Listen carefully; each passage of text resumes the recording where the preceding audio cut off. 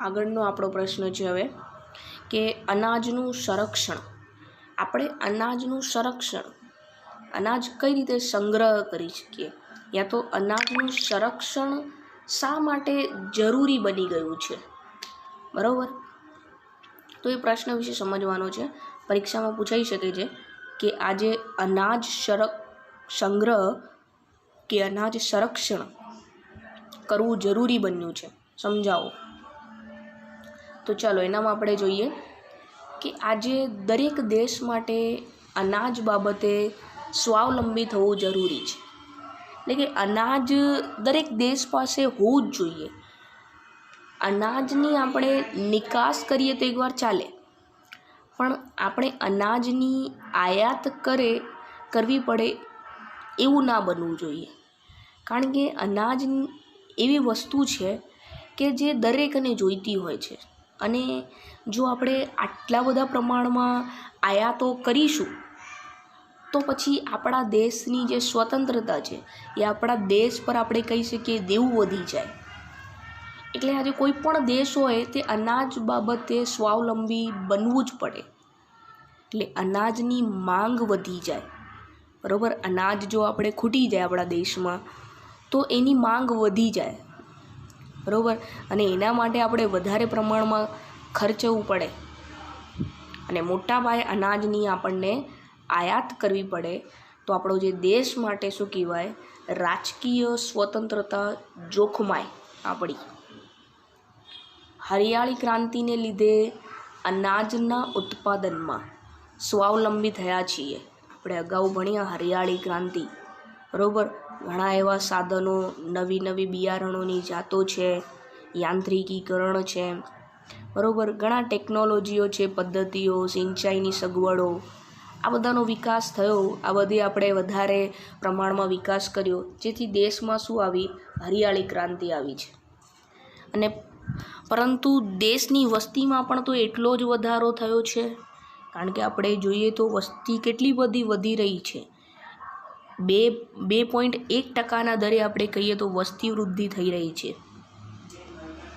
1951માં આપણા દેશની વસ્તી 36 કરોડ હતી. કેટલી હતી? 36. દેશ આઝાદ થયો ત્યારે 1951માં વસ્તી ગણતરી એમાં 36 કરોડ હતી, બરાબર? 36 કરોડ અને 10 લાખની હતી, સમજો ને, 36 કરોડ. અને આજે 125 કરોડથી પણ વધારે આપણા દેશની જનસંખ્યા વસ્તી છે. તેથી અનાજની માંગ પણ એટલા જ પ્રમાણમાં વધી છે. એટલે આપણે અનાજનું ઉત્પાદન પણ વધારવું જ પડે. 1950-51માં ભારતમાં કેટલું અનાજ હતું? તો 51 કરોડ ટન જેટલું આપણા દેશમાં અનાજ હતું, બરાબર? એટલું આપણે અનાજનું ઉત્પાદન કર્યું હતું એ સમયે. હવે 2013 અને 2014નો એક આંકડો છે કે કેટલું થયું છે હાલમાં, તો હાલમાં 265.04 કરોડ જેટલું અનાજનું ટન એ વધ્યું છે. તો આમ આજે આપણી પાસે એટલું અનાજ છે કે નાગરિકોની ન્યૂનતમ જરૂરિયાતો પણ આપણે પૂરી કરી શકીએ. પણ તમે જુઓ છો કે વસ્તી પણ એટલી જ વધી છે, તો અનાજ પણ એટલું આપણે વધારવું જ પડે. એ સારા પ્રમાણમાં એવું અનાજ છે કે આપણે દરેક નાગરિકની જરૂરિયાતને પૂરી કરી શકીએ. અનાજનો બફર સ્ટોક કરવો જોઈએ. શું કરવો જોઈએ? Buffer stock. બફર સ્ટોક એટલે કે અનાજ સંગ્રહી રાખવો જોઈએ, બરાબર? એના માટેના મોટા બફર સ્ટોક હોય, એના માટે આપણે શું કરીએ, એવા અનાજ સંગ્રહી રાખી શકીએ છીએ કે દેશમાં દુષ્કાળ જેવી સ્થિતિ આવે. ઘણીવાર એવું હોય કે વરસાદ ના પડે, તો તે સમયમાં આપણને અનાજની તંગીને અટકાવી શકીએ છીએ. એ અનાજની આપણને તંગી ના પડવી જોઈએ. દુષ્કાળ પડે તે સમયે આપણે આજે બફર સ્ટોક એટલે કે મૂકેલો હોય અગાઉથી સ્ટોકમાં, એવો સંગ્રહી રાખેલો હોય અનાજ, તો એવી પછી આપણને અનાજની તંગી ના પડે. આપણે એ બફર સ્ટોકવાળો અનાજ ઉપયોગમાં લઈ શકીએ છીએ. તો સરકારના અનાજના ભંડારોમાં રહેલ અનાજ સાચવવાની વૈજ્ઞાનિક પદ્ધતિઓ પણ અપનાવીને આજે અનાજનો જે બગાડ થતો આપણે અટકાવી શકાય છે, બરાબર? એટલે બફર સ્ટોક, અનાજનો સંગ્રહ કરવું પણ એટલું જ જરૂરી બન્યું છે. આમ આ અનાજથી હજારો ગરીબ પરિવારોને વિતરણ કરીને તેમની ભૂખ મટાવી શકાય છે. તેથી અનાજનો બગાડ થતો અટકાવવો તે કોઈપણ સમયની તાતી અનિવાર્યતા છે. ગમે તેટલું આપણે અનાજનું ઉત્પાદન વધારી નાખીએ ખૂબ જ પ્રમાણમાં, છતાંય આપણે કોઈ દિવસ અનાજનો બગાડ ના કરવો જોઈએ. થઈ શકે તો આપણે આપણા ઘરમાં પણ આ બાબતનું ખૂબ ધ્યાન રાખવું. ઘણીવાર આપણે જોઈ હતી કે લોકોની સંખ્યા હોય એના કરતાં વધારે પ્રમાણમાં આપણે રોટલીઓ બનાવી દઈએ અને એને પછી ફેંકવામાં જતી હોય છે. બરાબર. તો ઘણા એવા લોકો છે કે જેમને રોટલો પણ ના મળતો હોય. બરાબર. તો આપણા જે અનાજની બચત કરેલી હોય તે આવા ગરીબ પરિવારોનું ભૂખ મટાવી શકે છે. બરાબર. તો આપણે અનાજનું સંગ્રહ કરવું જરૂરી બન્યું. આ પ્રશ્ન આપણે અહીંયા સમજ્યો. તો ફરી એકવાર તમને યાદ રાખવાના મુદ્દાઓ વિશે આપણે જોઈ લઈએ છીએ. તો પહેલાં આપણે આનામાં પહેલો મુદ્દો તમારે લખવું હોય તો આ લખી શકો કે હરિયાળી ક્રાંતિના લીધે અનાજનું ઉત્પાદન માટે આપણે સ્વાવલંબી બનીએ. એ તમારી નોટબુકમાં નોટ્સમાં પહેલો મુદ્દો લખવાનો હરિયાળી ક્રાંતિ. હરિયાળી ક્રાંતિ યાદ આવે તો તમે લખી શકો સારી રીતે. પછી તમારે બીજો મુદ્દો એ લખવાનું, તો દેશની વસ્તી 1951 બરાબર કેટલી હતી ને અત્યારે કેટલી છે, એટલે વસ્તી આ તમારો બીજો મુદ્દો હોવો જોઈએ. ત્રીજો મુદ્દો તમારે શું હોવો જોઈએ કે 1951માં કેટલું અનાજ હતું ને હાલમાં કેટલું અનાજ છે. બરાબર.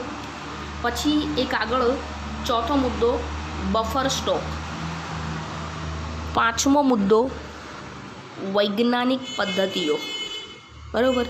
અને છેલ્લે તમારે લખી દેવાનું કે આ રીતે આપણે અનાજનો સંગ્રહ કરી રાખીએ તો અનાજનો બગાડ આપણે અટકાવી શકીએ છીએ. બરાબર. તો હરિયાળી ક્રાંતિ તમારી નોટબુકમાં નોટ્સમાં લખજો. 1951 એમ લખી અને 36 કરોડ અને 125 કરોડ. ત્રીજા મુદ્દામાં તમારે 51 કરોડ ટન અને 265.04 કરોડ ટન. પછી આગળ બફર સ્ટોક અને પાંચમો મુદ્દો વૈજ્ઞાનિક પદ્ધતિઓ અને છેલ્લે આપણે અનાજનો બગાડ અટકાવી શકીએ છીએ. બરાબર. તો આટલા મુદ્દા તમારે યાદ રાખવાના છે. ચાલો ફ્રેન્ડ્સ, હવે આપણે આ પ્રકરણનો એક છેલ્લો મુદ્દો છે, પછી આપણું આ પ્રકરણ પૂરું થઈ જશે 10મું. પ્રકરણ બહુ લાંબુ હતું, પણ જો તમે એને નોટ્સ બનાવી અને મુદ્દાસર યાદ રાખો તો તમને ખૂબ સરળ રહેશે. ચાલો, છેલ્લો પ્રશ્ન છે ભારતની ખેતી પર વૈશ્વિકીકરણની અસર, એટલે કે વિશ્વ બજાર અને ભારતની ખેતી.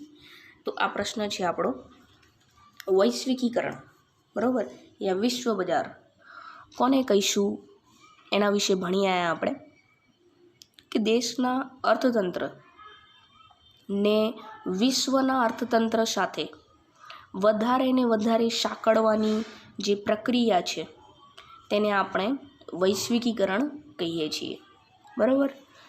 એટલે આપણું ભારત દેશનું જે અર્થતંત્ર છે, એટલે ભારતમાં જે વસ્તુઓ બને છે, ભારતમાં જે વસ્તુઓનું ઉત્પાદન થાય તે વિશ્વના જે બીજા બજારો છે, એટલે વિશ્વના જે બીજા દેશો છે ત્યાં એનું વેચાણ કરવામાં આવે. બરાબર. એવી પ્રક્રિયા આપણે અમલમાં મૂકી છે, જેનું નામ આપણે વૈશ્વિકીકરણ આપ્યું છે. તો ચાલો એનામાં આપણે જોઈએ છીએ. અને વૈશ્વિકીકરણ એટલે કે આપણે ખેતીની વાત કરવાની છે અહીંયા. તો ખેતી ક્ષેત્રે વૈશ્વિકીકરણની નીતિના અમલ પાછળનો હેતુ ભારતનો ખેડૂત તેની ખેત પેદાશને વૈશ્વિક સ્તરે બહોળા બજારમાં વેચી અને નફો મેળવી શકે. એટલે કે ભારતનો જે ખેડૂત વર્ગ છે, ખેડૂતો છે, તે પોતાની ખેત પેદાશોને વૈશ્વિક સ્તરે એટલે કે વિશ્વના જે બીજા બજારો છે ત્યાં વેચે અને વધારે સારો એવો નફો ત્યાંથી મેળવી શકે. બરાબર. વૈશ્વિકીકરણને લીધે કૃષિ ક્ષેત્રે આવેલા પરિવર્તનોમાં ખેતી પાકોની નિકાસ કે આયાત કરવા માટેની પ્રક્રિયા સરળ બનાવેલ છે. બરાબર. એટલે કે આપણે જે કૃષિ ક્ષેત્રે જે પાકો લાવ્યા, બરાબર, જે પાકો છે એમનું જે આપણે ઉત્પાદન કર્યું તો એનું હવે આપણે વિશ્વના બજારમાં વેચાણ કરવું હોય, એટલે કે નિકાસ કરવી હોય કે આયાત, તો એની જે પ્રક્રિયા છે તે ખૂબ સરળ બનાવી છે. એમાં ખૂબ એવા પરિવર્તનો લાવ્યા છે જેથી એ પ્રક્રિયા સરળ બની છે અને આપણે બિલકુલ સારી રીતે સરળ રીતે આપણે તેની નિકાસ કરી શકીએ છીએ. આપણી પેદાશો છે તેને વિશ્વના બજારોમાં વેચી શકીએ છીએ. ગુજરાતમાંથી કપાસ, મરચાં, તલ, શું છે? ગુજરાતમાંથી કપાસ, મરચાં અને તલ વગેરે ચીનના બજારોમાં અને વિશ્વના વિવિધ ફળો છે એવા જે ભારતના બજારોમાં મળતા થયા છે. એટલે આપણે જે કપાસ, મરચાં અને તલ આજે છે તે આપણે વગેરેને ચીનના બજારોમાં વેચાણ કરતા થઈ ગયા છીએ. અને બીજા એવા ઘણા વિશ્વના એવા ઘણા ફળો હોય તે બધા જ ફળો હવે આપણને ભારતમાં પણ મળતા થઈ ગયા છે. એ બધું શેના કારણે શક્ય બન્યું છે? તો એ બધું વિશ્વ બજાર એટલે કે વૈશ્વિકીકરણના લીધે આ શક્ય બન્યું છે. વૈશ્વિકીકરણથી ભારતમાં બહુરાષ્ટ્રીય કંપનીઓ દ્વારા વેચવામાં આવતા મોંઘા ભાવના જીનેટિકલ મોડિફાઈડ બીટી બિયારણો વિશે મેં તમને આગળ બતાવ્યું હતું. આવવાના લીધે ખેતી કેવી બની છે? ખર્ચાળ બની ગઈ છે. એટલે કે પહેલાં જ્યારે આપણે શરૂઆતમાં આ બધા સુધારાઓ નહોતા આવ્યા એટલે આપણને ઘણી એવી કંપનીઓ હતી જે ભારતમાં આવવા માંગતી હતી પણ આપણે એમને પરવાનગી નથી આપી. પણ હવે આ બધા નિયમો આપણે જે સુધારાઓ છે અમલમાં આવ્યા એટલે આવી જે ભારતમાં બહુરાષ્ટ્રીય કંપનીઓ એટલે કે બીજી જે વિદેશની કંપનીઓ છે એ બધી ભારતમાં વેચવા માટે આવી. હવે એમના મોંઘા ભાવના આ બધા બિયારણો હતા અને એ બધું એના લીધે આપણી ખેતી વધારે ખર્ચાળ બની ગઈ છે, બરાબર. અને અલબત્ત કપાસ અને મકાઈમાં તેનાથી જ ઉત્પાદન વધ્યું છે. એટલે આપણે ભલે આમ ખર્ચો કરવો પડે, જે બીટી બિયારણ હોય તે સસ્તા ના મળતા હોય, એના માટે ખર્ચો કરવો પડતો હોય, ખર્ચાળ છે. પણ એનાથી શું થાય છે કે આપણા દેશમાં જે કપાસ છે કે મકાઈ છે એનામાં ઉત્પાદન વધે છે. એટલે આ બધું પણ જરૂરી જ છે, બરાબર. તો આમ આયાત સરળ થતાં આપણા કૃષિ ઉત્પાદનોને ઘેર આંગણે જ સ્પર્ધાનો સામનો કરવો પડે છે. આપણે છે ને જુઓ અહીંયા બહુરાષ્ટ્રીય કંપનીઓમાં જે મોંઘા ભાવના ને આવા મોટા બિયારણો પાછળ ખર્ચો કર્યો પણ એના પરિણામે ભલે આપણે નાણું નાખ્યું પણ પરિણામે આપણું ઉત્પાદન પણ એટલું જ વધ્યું છે. અને ઉત્પાદન ભલે આપણે આયાત પાછળ ખર્ચો કર્યો પણ પછી એનું આપણે સારા પ્રમાણમાં ઉત્પાદન કર્યું એટલે આપણે સ્પર્ધાનો પણ સામનો કરવો પડ્યો, બરાબર. કારણ કે ઉત્પાદન વધી જાય તો આપણે એનો વેચાણ માટે પણ વધી જશે ને. તો એ જ વાત કરી છે અહીંયા. ચલો, કેટલાક ઉત્પાદનોને વૈશ્વિક બજાર પ્રાપ્ત થતાં તેમના પેટેન્ટ રજિસ્ટ્રેશનની જરૂર ઊભી થઈ છે. એટલે કે વિશ્વને એટલે કહેવાય ને ઘણા એવા બજારો પ્રાપ્ત થયા છે, ઘણી બધી એવી વસ્તુઓને. તો હવે એ બધી વસ્તુઓ માટે યા એ બધા માટે પેટેન્ટ રજિસ્ટ્રેશનની જરૂર પડે. પેટેન્ટ રજિસ્ટ્રેશન કોને કહ્યું? તો હું તમને એક ઉદાહરણ આપું છું. જેમ કે બાલાજી, બરાબર, યા તો હોન્ડાનું આપણે કહી દઈએ તો એમના ખબર એક માકા હોય, માકા એટલે કે એમના માર્ક જે હોય ને, સિમ્બોલ. બાલાજી હોય તો બાલાજીનું જોયું હોય તમને ફૂડ પેકેટ્સ પર હશે એનું. યા હું તમને કોઈક બીજું કહું જેમ કે ચા પત્તી છે કોઈ, બરાબર, એમાં તાજ છે તો એ એનું શું છે? એક માર્ક છે, એનું સિમ્બોલ છે, બરાબર. તો એનું એણે રજિસ્ટ્રેશન કરાવ્યું હશે, પેટેન્ટ લીધું હશે એના માટે. તો હવે એનો સિમ્બોલ જે છે તે બીજી કોઈ કંપની ના લઈ શકે, બરાબર, બીજી કોઈ વ્યક્તિ ના લઈ શકે જો એણે પેટેન્ટ રજિસ્ટ્રેશન કરાવ્યું હોય તો જ. એટલે એ રીતે જ આવું જ્યારે કોઈ વસ્તુને માટે વૈશ્વિક બજાર પ્રાપ્ત થાય કોઈ ઉત્પાદનને તો પછી એનું છે ને પેટેન્ટ રજિસ્ટ્રેશન કરાવવું એ જરૂરી બની જાય. તેથી વિશ્વના બજારમાં આપણી ગુણવત્તાસભર કૃષિ પેદાશની પેટન્ટ દેશના નામે જ નોંધાવવી જોઈએ. હવે મેં તમને ઉદાહરણ આપ્યા તો એ બધા ભારતના હતા, પણ હવે જો આપણને આવા વિશ્વ બજાર મતલબ વિશ્વના દેશો મળે તો હવે ત્યાં આપણે પેટન્ટ એ આપણા ભારત દેશના નામે જ, એટલે દેશના નામે જ નોંધાવવા જોઈએ, બરાબર, અને એ જરૂરી છે દેશના નામે જ નોંધાવવા. ભારતે કૃષિ ક્ષેત્રે વૈશ્વિક બજારોમાં જોવા મળતી સ્પર્ધાનો સામનો કરવા નવી ટેકનોલોજી અપનાવી અને તેની ગુણવત્તા પર ધ્યાન કેન્દ્રિત કરવું પડશે. જો કોઈ વસ્તુ છે કે કોઈ પેદાશ છે, હવે એને આપણે જો દેશમાં ઉત્પાદન કરીએ, બરાબર, તો હવે એ વસ્તુઓનું આપણે દેશમાં ઉત્પાદન કર્યું છે, તો આપણને એ વસ્તુઓને આપણે વિશ્વના બજારમાં વેચવા જઈએ, તો ત્યાં તો માત્ર આપણા દેશની તો વસ્તુ ના હોય. આપણે ચલો ને એક અમેરિકાના બજારનું ઉત્પાદન લઈએ, નામ ઉદાહરણ લઉં છું કે અમેરિકાના બજારમાં આપણે આપણા દેશની કોઈ પેદાશનું વેચાણ કરવું છે, તો ત્યાં અમેરિકાના બજારમાં માત્ર ભારત એકલું થોડી હશે, ત્યાં ઘણા બધા એવા હશે, જર્મની છે, ફ્રાન્સ છે, રશિયા છે, ઘણા બધા એવા દેશો ત્યાં હશે, બરાબર, એમના પણ બજારો ત્યાં હશે, એમની પણ એવી જ વસ્તુઓ પણ હશે, પણ એમની ગુણવત્તા વધારે હોય.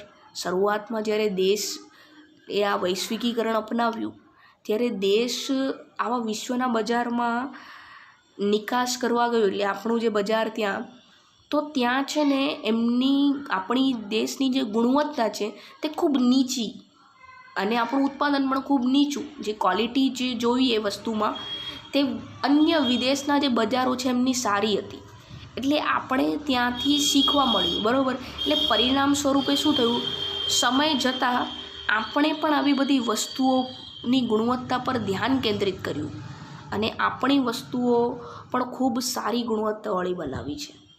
એટલે એ જ વાત કહેવા માંગે છે કે જે ભારતે કૃષિ ક્ષેત્રે વૈશ્વિક બજારોમાં જોવા મળતી સ્પર્ધાનો સામનો, એટલે કે સ્પર્ધા, હવે તમે એક બીજું ઉદાહરણ લઈએ તો આપણા દાહોદની અંદર MG રોડ છે, બરાબર. MG રોડ પર તમને ઘણી બધી કપડાની દુકાનો જોવા મળે. હવે બધી દુકાનોમાં તમે જાઓ, તમે જુઓ કે કોઈ જગ્યાએ તમને કપડાની સારી ક્વોલિટી મળશે તો કોઈ જગ્યાએ કેવી, તો ત્યાં સ્પર્ધા વધારે હોય તો તમે કોઈ પણ સેલની દુકાને જાઓ તો તમને ફિક્સ રેટ મળશે અને બધાની સરખી જ ક્વોલિટીવાળું મળશે. જો એક પણની જો ક્વોલિટી બિલકુલ ડાઉન હોય તો એ સ્પર્ધામાં ના ટકી શકે, બરાબર. તો એ જ કહેવામાં કે જ્યાં વધારે બજારો હોય, વૈશ્વિક બજારોમાં આપણને સ્પર્ધાનો સામનો કરવો પડે છે.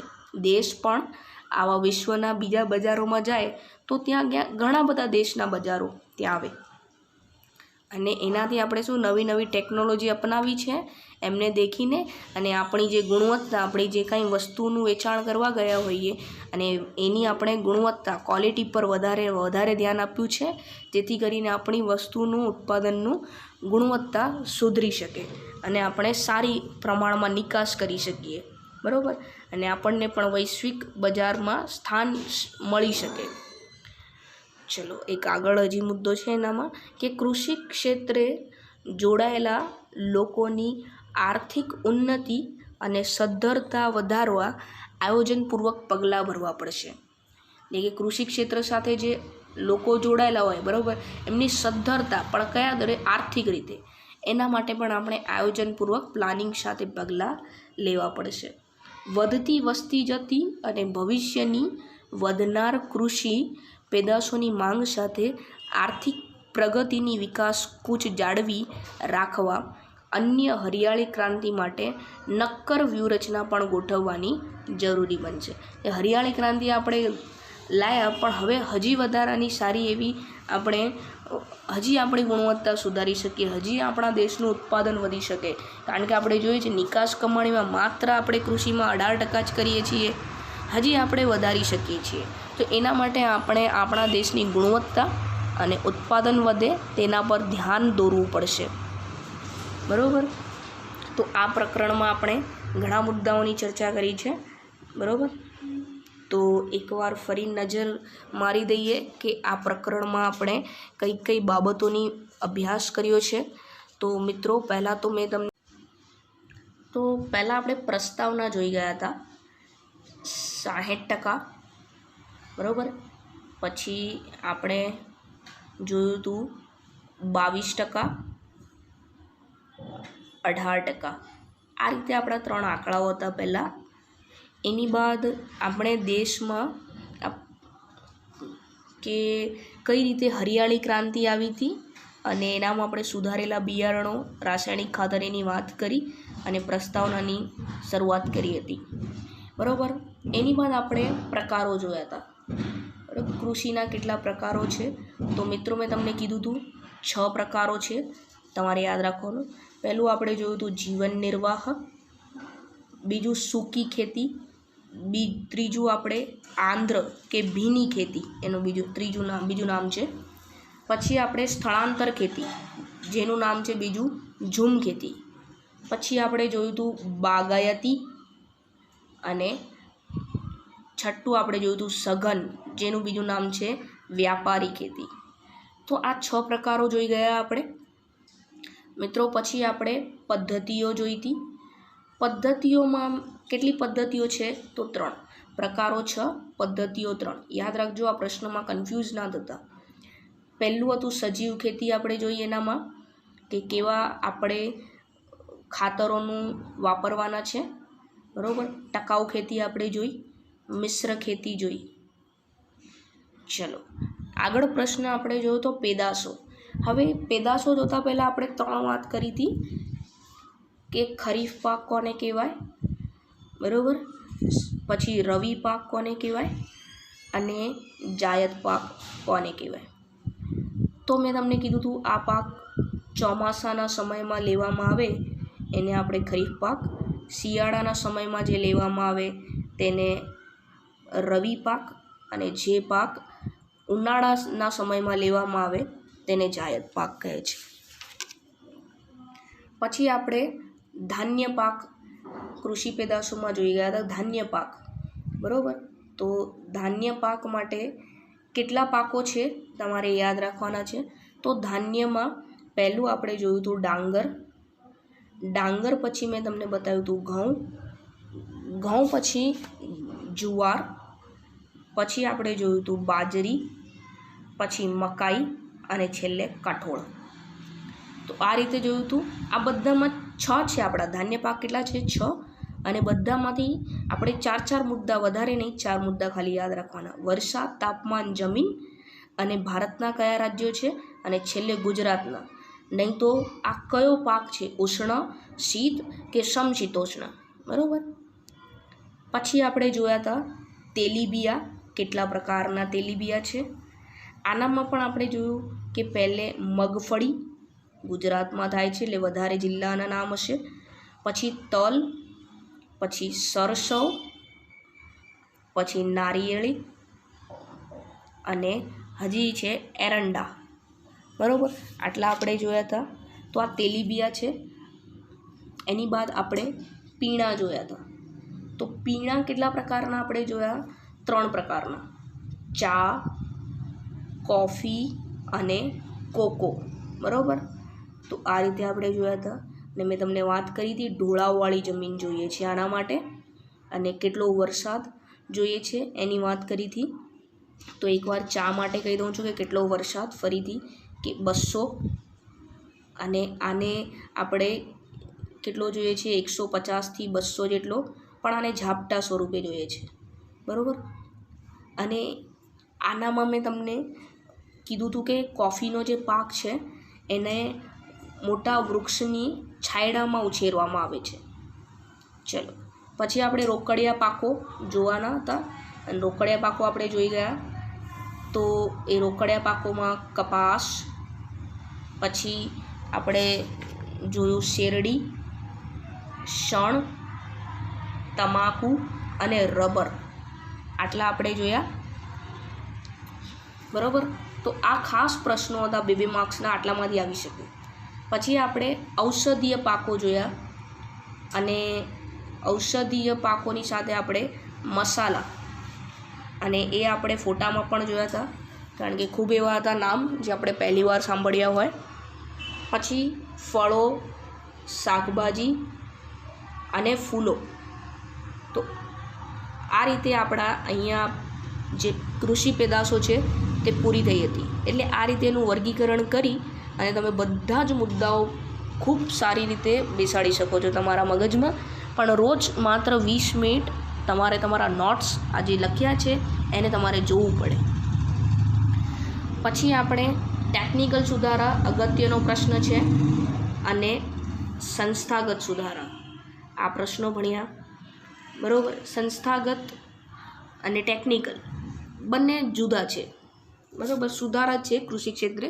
ટેકનિકલમાં ટેકનોલોજીના લીધે એટલે પહેલે કઈ રીતે ખેતી કરતા હતા, કેવા સાધનો બિયારણો વાપરતા હતા અને અત્યારે આધુનિકમાં કયા વાપરી રહ્યા છીએ. સંસ્થાગતમાં આપણે જોઈ ગયા હતા કે કેવા પ્રકારના એટલે કે જે ટોચ મર્યાદાદારો છે, ખેડે તેની જમીન છે, જે એમનું શોષણ ખેડૂતોનું થતું હતું અને એમને જે આર્થિક સહાય છે એની આપણે વાત કરી. બરાબર. એટલે એ સંસ્થાગત સુધારામાં આવી ગયું. એની વાત આપણે પ્રશ્ન જોયો તો હરિયાળી ક્રાંતિ. તો હરિયાળી ક્રાંતિમાં મેં તમને કીધી સિંચાઈની સગવડ છે, યાંત્રિકીકરણ છે. આના લીધે જે કૃષિ ક્ષેત્રે આપણે ઉત્પાદન વધ્યું છે, ઘઉં અને કપાસનું આપણે વધાર્યું છે, તો એ હરિયાળી ક્રાંતિને આભારે છે કે દેશની અંદર પ્રચંડ પુરુષાર્થ, ખેડૂતોની સખત મહેનત પરિશ્રમના લીધે અને સરકારના ખૂબ એવા સહાય સરકારની સગવડોના લીધે. બરાબર. એની વાત આપણે જોયું હતું કૃષિનું યોગદાન કેટલું છે. બરાબર. એનામાં આપણે વાત કરી હતા. પછી આપણે અનાજના સંરક્ષણની વાત કરી હતી કે શા માટે આપણે અનાજનું સંરક્ષણ કરવું જોઈએ, જેનામાં બફર સ્ટોક. બરાબર. તો આપણે આનામાં જોયા હતા બફર સ્ટોક અને આ જે અનાજ સંરક્ષણ છે એનામાં ખાસ 1951 અને હાલમાં આપણે 2013 અને 14ની વાત કરવાની હતી કે વસ્તી કેટલી હતી એક મુદ્દો બંનેમાં, અને એક બીજો હતો કે અનાજ. ખાસ 2 મુદ્દા યાદ રાખજો, MCQમાં પણ પૂછાતા હોય છે. અને છેલ્લે વૈશ્વિકીકરણ ખેતી ક્ષેત્રે. બરાબર. જે કૃષિના બજારો મળ્યા અને જે ગુણવત્તામાં સુધારો કર્યો છે, વૈશ્વિકીકરણને આભારી છે. તો આટલી વાતો આપણે આ પ્રકરણમાં કરી હતી. પ્રકરણ ખૂબ સરળ છે, બસ ખાલી તમારે રોજ એને જોવું પડશે. ચાલો, કોઈ ડાઉટ હોય તો તમે કહી દેજો.